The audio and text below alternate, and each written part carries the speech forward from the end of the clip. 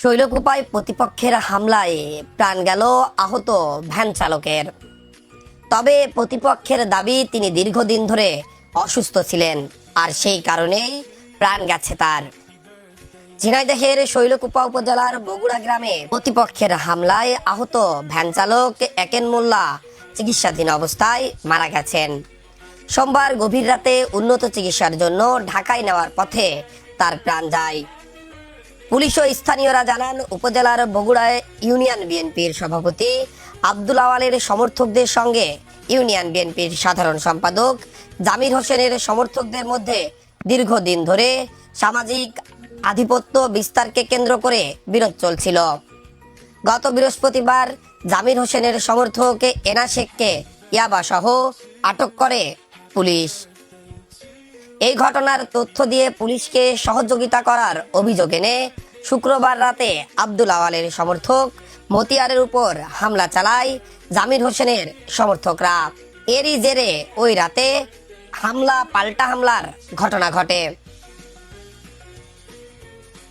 এরই ধারাবাহিকতায় শনিবার সকালে দেশীয় অস্ত্র নিয়ে উভয় পক্ষের মধ্যে সংঘর্ষ ও হামলার ঘটনা ঘটে।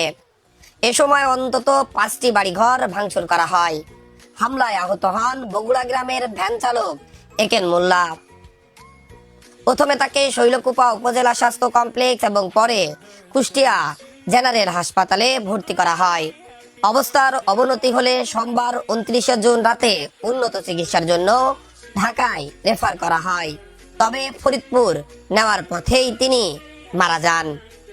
বগুড়া ইউনিয়ন বিএনপি সভাপতি আব্দুল আওয়াল অভিযোগ করে বলেন, এনা শেখকে ইয়াবা সহ আটকের ঘটনার জেরে তার সমর্থক মতিয়ারের উপর হামলা চালানো হয়। পরে একেন মোল্লার বাড়িতে হামলা চালিয়ে তার বাড়িঘর ভাঙচুর করে তাকে মারধর করা হয়। আহত অবস্থায় দীর্ঘ সময় তার বাড়িতে তাকে অবরুদ্ধ করা হয়। পরে স্থানীয় কিছু মহিলারা পরের দিন তাকে চিকিৎসার জন্য শৈলকুপা উপজেলা স্বাস্থ্য কমপ্লেক্সে নিয়ে যান। সেখানে নেওয়ার কিছু সময়ের মধ্যে তার অবস্থার অবনতি হলে কুষ্টিয়া সদর হাসপাতালে নেওয়া হয়। সেখান থেকে উন্নত চিকিৎসার জন্য গতকাল রাতে তাকে ঢাকায় রেফার করা হয়। তবে ফরিদপুর পৌঁছালে প্রাণ যায় তার।